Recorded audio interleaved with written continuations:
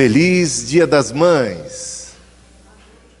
E hoje prestamos uma homenagem às mães. E nesse dia em que nós estamos homenageando as mães, o papel das mães, eu quero falar sobre uma mãe exemplar, uma mãe segundo o coração de Deus.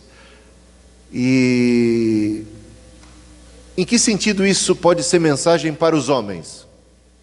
Porque os homens, eles existem nesse mundo, não é?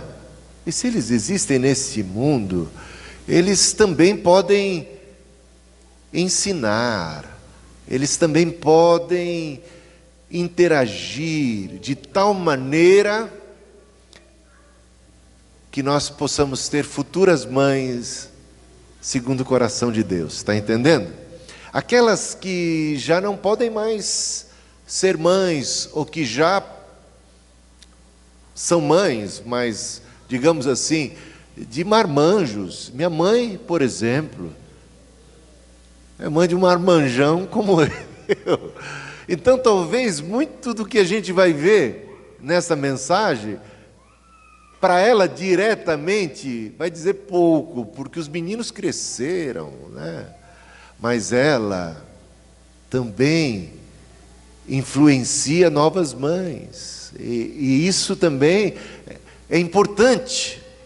É importante porque nós estamos relacionados uns com os outros, e também as crianças podem se beneficiar e podem aprender. Eu quero falar de uma mãe que é considerada mãe do movimento, do avivamento metodista.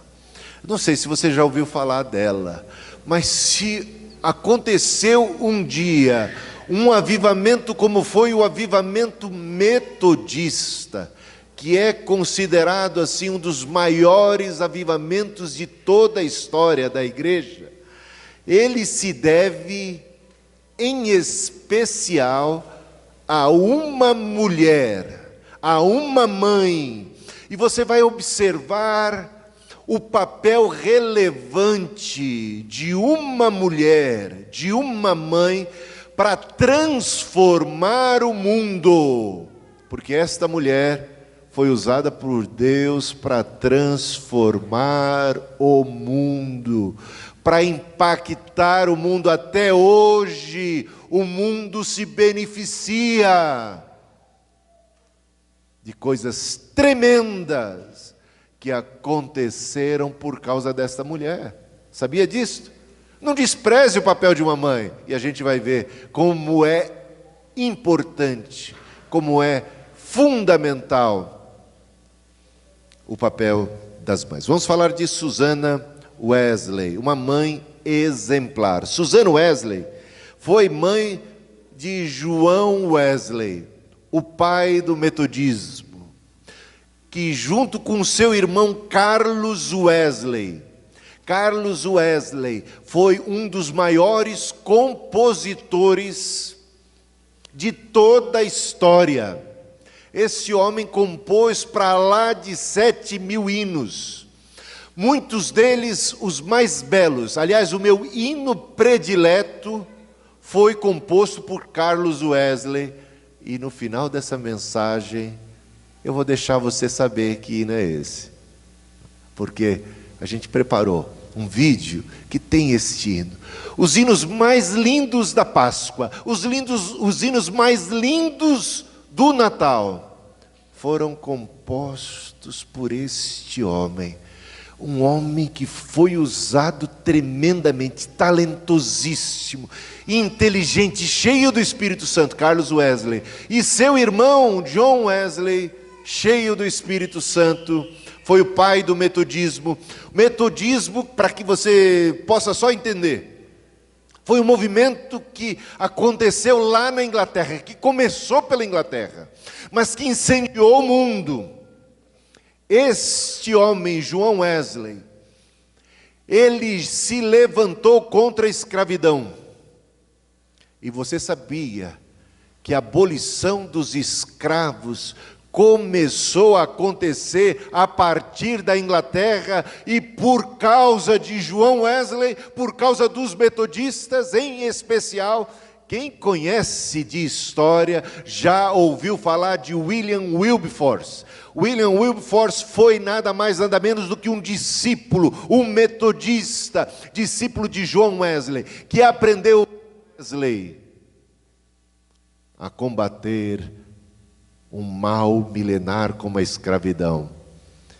E esse homem, Wesley, já na sua época proibia os metodistas de ter escravos. Sabe uma outra coisa que ele fazia? Descobrindo e sabendo que o açúcar era produzido por causa da cana que era produzida com mão de obra escrava, ele fez um movimento: não vamos comer, não vamos usar açúcar na nossa comida e na nossa bebida. Sabia disto?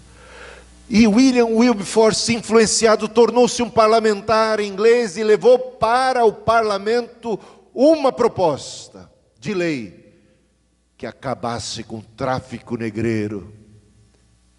Foi motivo de chacota. Durou mais de 20 anos esta proposta, que sempre era rebatida. A última carta de Wesley antes de morrer foi a William Wilberforce dizendo para ele não esmorecer, continuar na luta. E sabe o que aconteceu? A Inglaterra votou finalmente pelo fim da escravidão, e a partir dali um movimento se estendeu por todo o mundo e alcançou até o Brasil. Porque a abolição de escravos neste país não se deu senão por força e influência de países como a Inglaterra. Sabia disto? Não foi nenhum movimento popular. Foi por causa das pressões internacionais. Então aquilo foi um movimento em cadeia. Por causa desta mulher, que é mãe de João Wesley, a gente vai ver. Combateu também o racismo, o trabalho infantil, foi ao encontro dos pobres, das mulheres, das crianças e de todos os marginalizados. O metodismo, a Igreja Metodista, se tornou a maior denominação em solo americano, nos Estados Unidos. E também ali no Canadá. Sabe o que aconteceu? Principalmente nos Estados Unidos. 50 anos depois da morte de Wesley, os metodistas eram tão espalhados, tão tremendos, que se você somasse o número de católicos, o número de batistas, o número de presbiterianos, de congregacionais, somasse todos os cristãos de outras confissões, dava o número de metodistas naquela pátria. Os metodistas eram maioria absoluta, e foram os grandes pioneiros em missões mundiais. É uma coisa tremenda a influência de uma mulher. E vamos ver como que ela exerceu influência sobre seus filhos, João e Carlos. Acompanha comigo. Esta mulher teve 19 filhos. Ela perdeu 10. Bom, naquela época era comum isso. Os mais antigos sabem como, na época em que não havia vacina e que não havia... A mortandade infantil era muito grande. Outra razão também, as mulheres, a média de vida das mulheres, a estimativa de vida na época de Susan Wesley para as mulheres era de 30 anos. Era essa a expectativa de vida que as mulheres tinham na sua época. 30 anos. E sabe por quê? Porque morriam no parto. E devido a muitas outras coisas. Mas ela perdeu então 10 filhos. Ela também sofreu privações devido à pobreza e à irresponsabilidade de seu marido. Aí você pensa, não, se João Wesley foi assim, porque ele tinha um pai também que era o cara. Não. Quando a gente estuda bem a história, a gente vê que o pai de João Wesley era um homem instável que era irresponsável nas finanças. Se não fosse esta mulher, eles até passavam fome. Ele tinha mais, ele teve problema com o jogo. Mas ela foi uma mulher de ferro dentro da sua casa, sustentáculo, coluna da sua família. Perdeu 10 filhos, privações, a sua casa foi queimada, perdendo tudo, com tantos filhos para criar, e tinha uma fé inabalável. Por muito menos que isso, você já viu mães querendo morrer porque perderam um filho? Pais em crise porque perderam. Gente, nós estamos falando de alguém que perdeu 10 e que teve um dos filhos, uma das filhas, com uma doença terrível, que a deixou paralítica. E vencendo tudo isto, enfrentando tudo isto, a oração dela, em meio a todo o sofrimento, foi a seguinte: todos os meus sofrimentos, pelo cuidado admirável do Deus onipotente, cooperaram para promover meu bem espiritual e eterno. Glória seja a ti, ó Senhor. O Senhor deu, o Senhor levou, bendito seja o nome do Senhor. Todas as coisas cooperam para o bem daqueles que amam a Deus, e ela experimentou isso em toda a sua história. No meio de todas as tribulações, ela era capaz de enxergar, de discernir a poderosa e soberana mão de Deus e o cuidado amoroso do seu Senhor sobre sua vida. E sua influência impactou a sua fé, a sua atitude positiva, de confiança em Deus, foi tremenda sobre a vida de seus filhos. Ela foi uma educadora incansável. Ela era uma mulher que conhecia grego. Ela era uma mulher culta, que amava os livros, que devorava os livros e que infundiu na vida de seus filhos uma paixão por ler, por conhecer, por aprender. Ela foi a professora de seus filhos, 6 horas por dia, durante 20 anos, ela ensinou a seus filhos de maneira tão abrangente que eles se tornaram notavelmente cultos e apaixonados pelos livros. Certa vez, lembra que eu falei um pouquinho mal do marido dela? Presta atenção nisso. Certa vez, quando seu marido lhe perguntou exasperado: por que você se assenta aí ensinando a mesma lição pela 20ª vez a essa criança medíocre?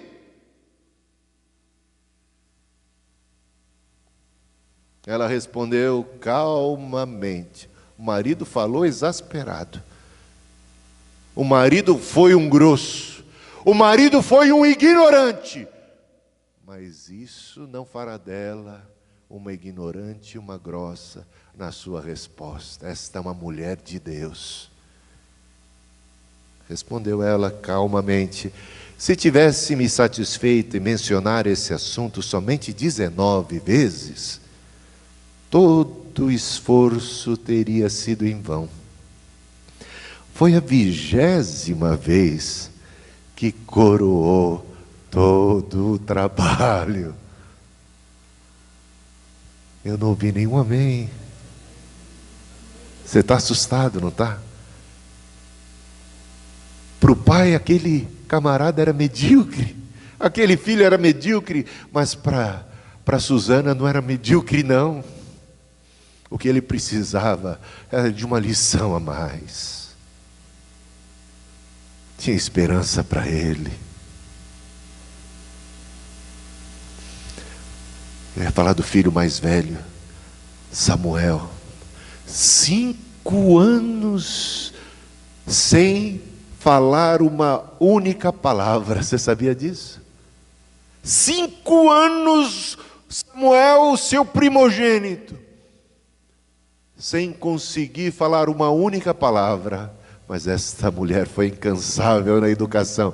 E ele se tornou uma pessoa muito culta, sabe? Um pregador da palavra. Samuel também foi um pastor. Não é tremendo isso? Alguém que não conseguia falar até os 5 anos de idade. Filhos, então, bem educados. Desde o nascimento, ela também começava a treinar suas vontades. Ixi, desde o nascimento, ela começava cedo a ensinar. Desde bebê. Desde o nascimento, ela também começava a treinar suas vontades, fazendo-os perceber que deveriam obedecer aos seus pais. Ela era uma pessoa que disciplinava os seus filhos. Eles eram ensinados a chorar baixinho, nada de escândalo. Nada de escândalo. E a beber e a comer apenas o que lhes fosse dado, na hora certa. Comer e beber entre as refeições nunca era permitido, a não ser que estivessem doentes. O grande ruído que muitas de nossas crianças fazem era raramente ouvido na casa dos Wesley. Risos e brincadeiras, no entanto, eram sons habituais. Eles não eram tristes. Eles eram bem educados. Eles riam e brincavam. Eles sabiam se comportar. Promovia o bem-estar espiritual dos filhos, além dos cultos domésticos e de levá-los à igreja. Ela separava 1 hora por semana para estar particularmente com cada um de seus muitos filhos. A gente tinha culto todo dia. Às vezes, várias vezes no dia, porque cada refeição tinha um momento de devoção. Iam aos cultos, iam à igreja. Mas, além das 6 horas que ela dedicava ao ensino secular e também da formação de caráter, além de culto particular em casa, além dos cultos e da escola dominical e de tudo na igreja, sabe? 1 hora por semana era dedicada de conversa pessoal particular com cada um dos filhos. Como é que você está? Abre teu coração, como é que está a tua vida? Ela era uma psicóloga. Ela cuidava da alma, ela conversava com eles, ela tinha tempo para tudo isso. Como é que pode tanto tempo assim, né? Bom, ela lhes deu uma apreciação das coisas do Espírito e levou avante esse ensinamento até os seus anos de maturidade. Mesmo já idosa, seu filho João ainda vinha até a sua devota mãe para pedir conselhos. Ele, João, que era líder de um movimento mundial que abarcava diversos países do mundo, milhões de pessoas debaixo da sua autoridade e liderança, e ele vinha ainda pedir conselhos para ela, porque sabia que era de lá que veio a graça, a sabedoria, a instrução. Grande referência, grande coluna do metodismo, esta mulher. Frequentemente orava. Temos 2 orações dela aqui destacadas. Dá-me graça, ó Senhor, para ser uma cristã verdadeira. E a outra, ajuda-me, Senhor, a lembrar que religião não é estar confinada à igreja ou a um cômodo, nem me exercitar somente em oração e meditação, mas é estar sempre na tua presença. Essa mulher praticou a presença de Deus na sua vida, ela viveu a presença de Deus na sua vida. E eu termino com alguns conselhos de Susana Wesley para as mães. Exatamente, ela escreveu isso para as mães. Vamos ver quais são esses conselhos? Isso aí é de 1700 e alguma coisa. Será que é relevante para nós? Será que tem alguma coisa que seja útil para nós? Olha o primeiro conselho que ela dá. Não permita que as crianças comam entre as refeições. Ela acha isso um absurdo. A criança precisa ser disciplinada não pode agir e fazer como ela bem entende. Ela tem que ser enquadrada.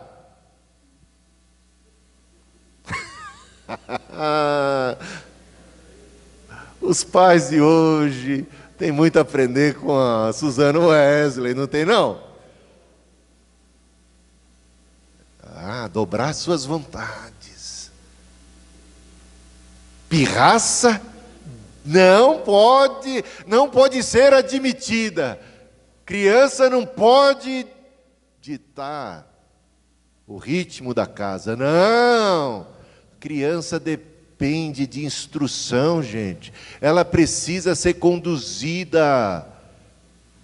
Os pais são os seus tutores, os pais são os responsáveis por ensiná-la a se comportar, a como comer, e a como viver, a como estudar. Se deixar a criança por conta de si própria, o que será dela?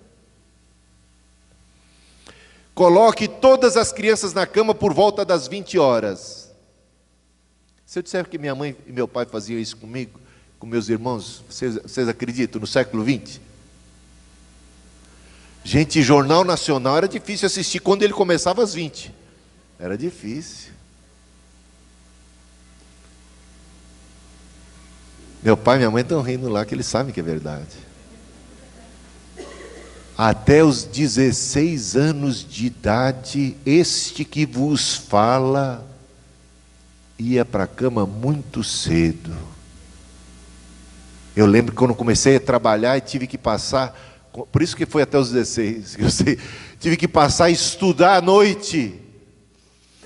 A primeira semana, quando dava 10 horas da noite, eu estava caindo aos pedaços. Eu não acreditava como é que podiam estar em pé os meus colegas de classe.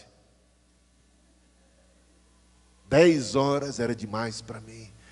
Ai, aquilo. Gente, esse negócio de Natal e até meia-noite, nunca quando a gente era criança.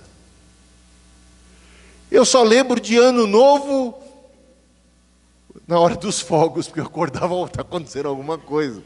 Sempre assim. Ué, você acha isso muito careta, muita coisa. Mas, por conta disso, eu jamais fui a um baile. Você sabia disso? Eu não sei dançar. Eu até sou envergonhado para essas coisas. Mas eu dou graças a Deus. Não me fez falta isto. Né? Essas paixões da mocidade. Não estou dizendo que também fui um santo, mas isso me ajudou. Ajudou meus irmãos, de alguma maneira, a estar mais no centro, né? No prumo. O sono ajuda. Mas hoje é 2, 3 da manhã e a molecada está acesa. Isso não faz bem. Bom, ela já dava esse conselho há muito tempo. Faça-as tomar remédio sem reclamar.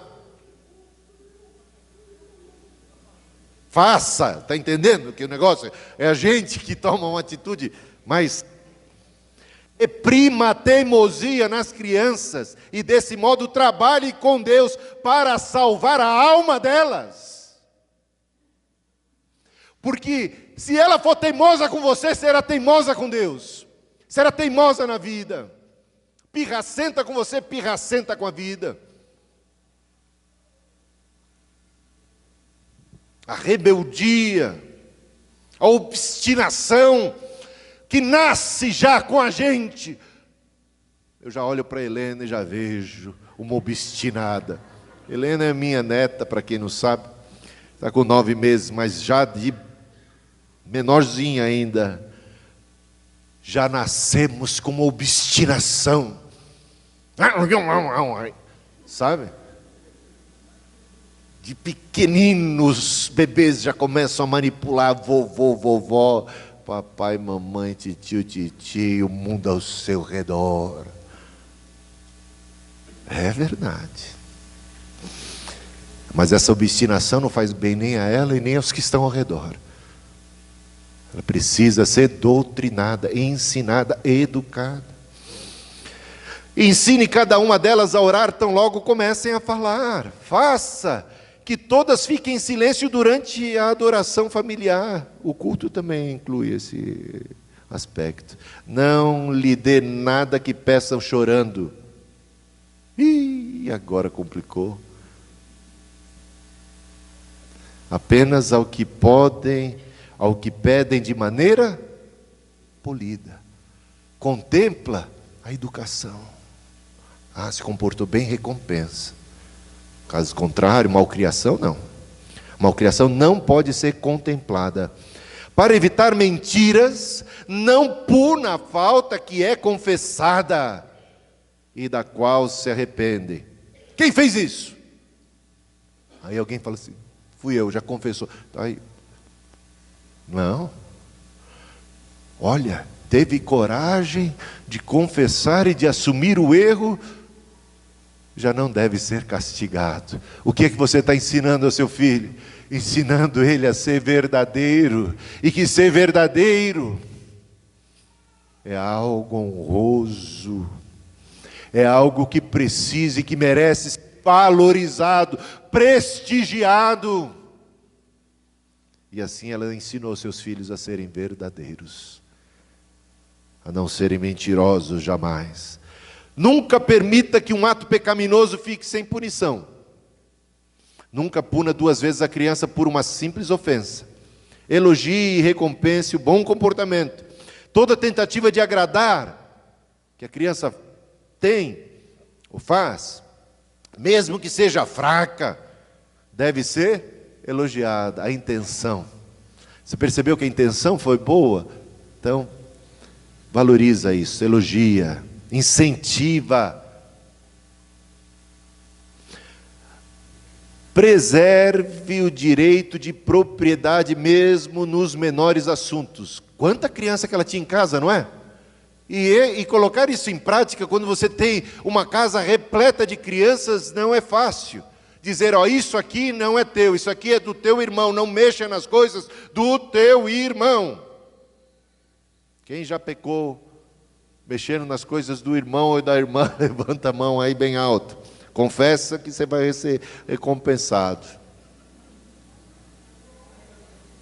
Não mexa nas coisas do teu pai, da tua mãe. Respeita a carteira dos outros, a bolsa. A Cristina sabe como eu respeito a bolsa dela. Eu não ouso me aproximar daquele santuário.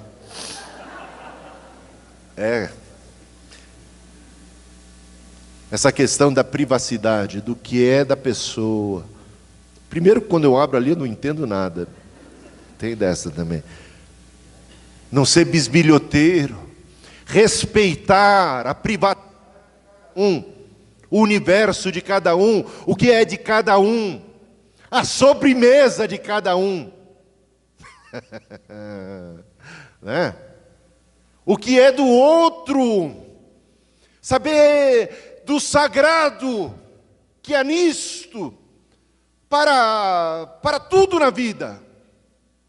Quando a gente não sabe respeitar a propriedade alheia, a vida vira um caos. E não somos pessoas confiáveis.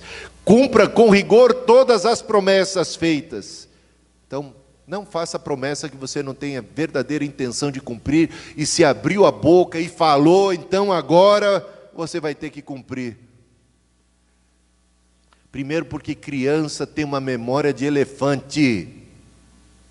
Tem gente que faz a promessa e esquece. Adulto que gosta de dar uma de bom.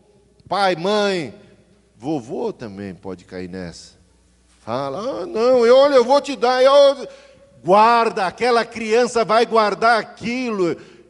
Eu falo com conhecimento de causa. Meu avô uma vez me prometeu um presente. Passou o tempo e nada. Meu avô era fogo. Aí tive que cobrar ele. É chato, não é? O netinho chegar e ter que cobrar. Mas o senhor... E ele, não, mas o senhor prometeu. Tive que dizer isso. E tive que insistir. Gente, eu vou dizer para vocês, eu fiquei com isso no meu coração, preciso de cura interior. complicado. Se a gente está ensinando e educando crianças, nós precisamos ser verdadeiros e nós precisamos ensinar o valor de uma palavra. O valor de uma palavra. Precisamos ser pessoas íntegras, que honram a palavra, porque assim ela vai aprender o valor de um fio de bigode, coisa que está em desuso nos dias de hoje. Cumpra com rigor, então, todas as promessas feitas. Não exija que uma criança trabalhe antes que saiba ler. Você acha isso bobagem? Naquela época, o que era mais comum era o trabalho infantil. Wesley combateu o trabalho infantil incansavelmente. Existe hoje trabalho escravo e trabalho infantil. Pais que não valorizam os estudos. E aqui já tem uma norma que pode ser até amplificada para os dias de hoje. Que os filhos não devem ser instrumentos de ganho, que eles têm que ter tempo para o seu estudo, para a sua formação. Não podem ser explorados, como acontece nos dias de hoje em muitos lugares. Não exija que uma criança então trabalhe antes que saiba ler. Ensine as crianças a temerem a vara. Isso aqui, coisa ultrapassada, né? A vara. Nos dias de hoje da cadeia.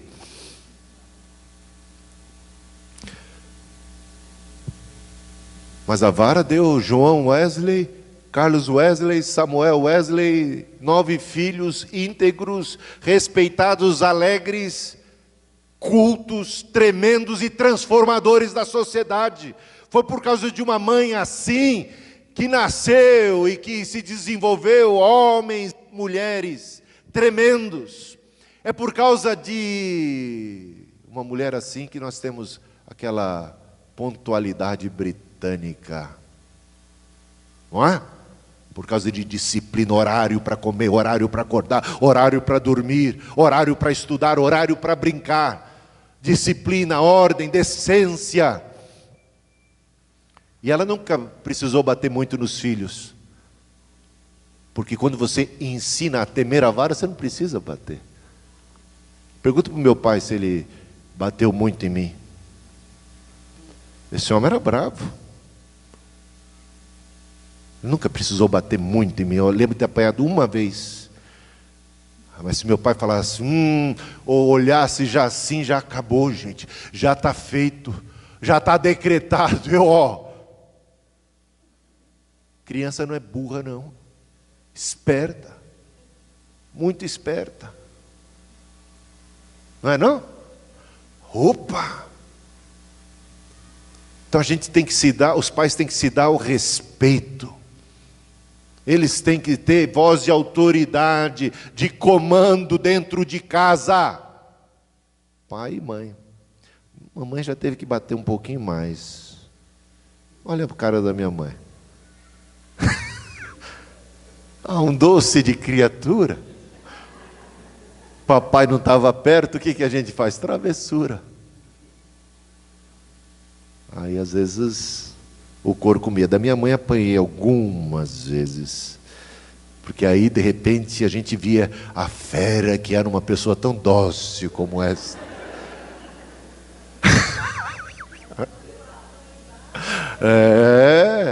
Mas está entendendo?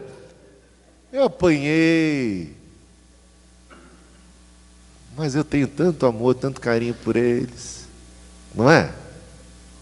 Eu compreendo tanto. E ainda bati nos meus filhos. Ai, ai, ai.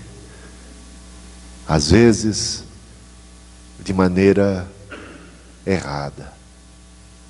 Com raiva. No ímpeto de fúria. Já pedi perdão para eles e continuo pedindo. Mas mesmo assim estão todos aí, não estão? Não morreram. Sobreviveram. E perdoaram o papai e a mamãe. Porque ser pai e ser mãe não é tarefa fácil. A gente comete muitos erros e temos essas lições aqui diante de nós para o nosso bem. Vamos tentar acertar, né? Com a graça do Senhor. E aqui eu termino então com esta carta que ela enviou para seu filho mais velho, Samuel. E essa carta foi preservada e chega hoje ao nosso conhecimento e revela muito de Susana Wesley como mãe. Ela escreveu assim a seu filho mais velho: considere bem que separação do mundo, pureza, devoção e virtude exemplar são requeridas daqueles que devem guiar outros para a glória. Eu o aconselharia a organizar seus afazeres seguindo o método estabelecido, por meio do qual você aprenderá a otimizar cada momento precioso. Comece e termine o dia com aquele que é o alfa e o ômega. E se realmente experimentar o que é amar a Deus, você remirá todo o tempo que puder para o seu serviço mais imediato. Empenhe-se em agir sobre esse princípio e não viva como o resto da humanidade, que passa pelo mundo como palha sobre um rio, que são levados pela correnteza ou dirigidas pelo vento. Receba uma impressão em sua mente, tão profunda quanto possível, da sua constante presença do Deus grande e santo. Ele está ao redor de nossos leitos e de nossas trajetórias, e observa todos os nossos caminhos. Sempre que você for tentado a cometer qualquer pecado, ou se omitir de algum dever, pare e pergunte a si mesmo: o que estou eu por fazer? Deus me vê. Amém. Quero, com isso, convidar você a prestar atenção numa canção daquele filho de Susana Wesley chamado Carlos Wesley. Compôs hinos tão tremendos. Dentre eles este que é o meu preferido. Ele está em inglês, mas você vai ouvir a melodia. Quem sabe inglês vai poder apreciar a mensagem, mas é de uma profundidade, revela um coração, um conhecimento de Deus, glorifica a salvação que temos em Cristo Jesus de uma maneira magistral.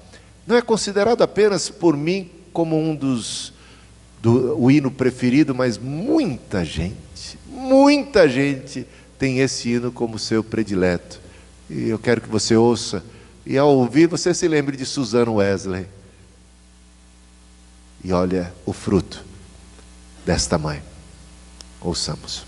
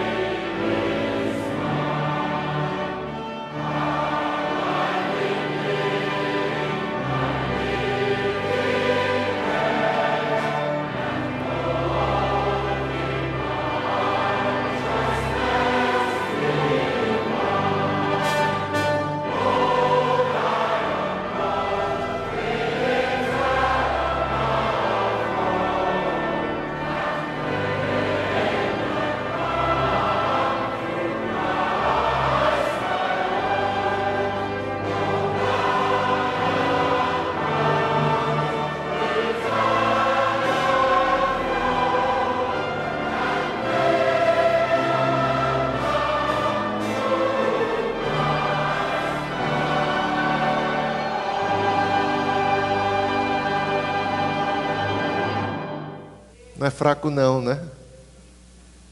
Não é fraco não. Amém. Amém. Curve a sua cabeça, oremos ao Senhor.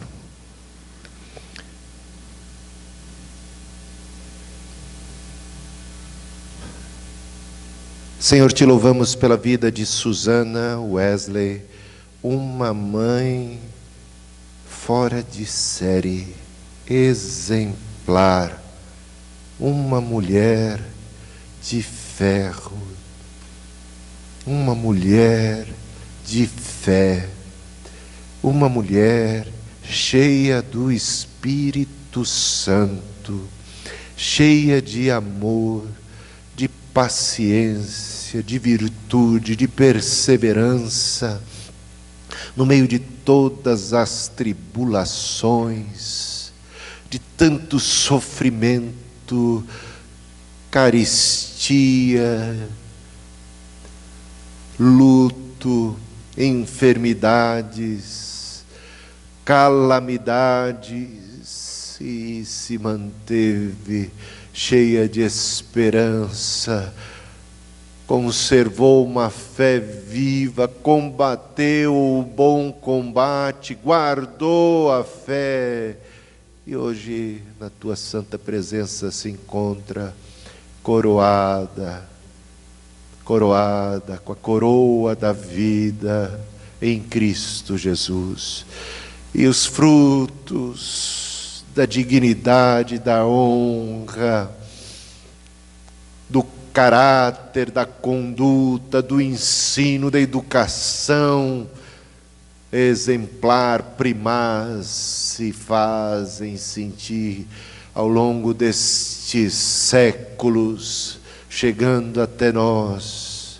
Quantos e quantos frutos, Senhor, de uma mãe que a maior parte do tempo e de sua vida não se apartou de sua casa, mas ali, na família, ela pôde sacudir o mundo, ela pôde plantar uma semente que vai acabar com a escravidão, que vai transformar muitas vidas, que vai promover um grande avivamento, algo tremendo, fruto de uma mãe.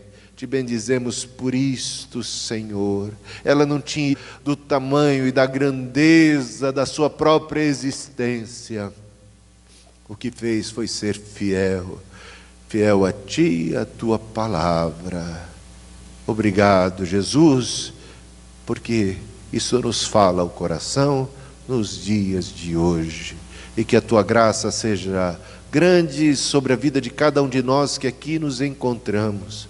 E que estas lições aprendidas nesta noite possam encontrar guarida lá no fundo de nossos próprios corações e possam frutificar, ó Senhor, para o nosso próprio bem, para o bem de todos os que nos rodeiam, para a honra e para a glória do Teu nome, em Cristo Jesus oramos. Amém e amém. Aleluia.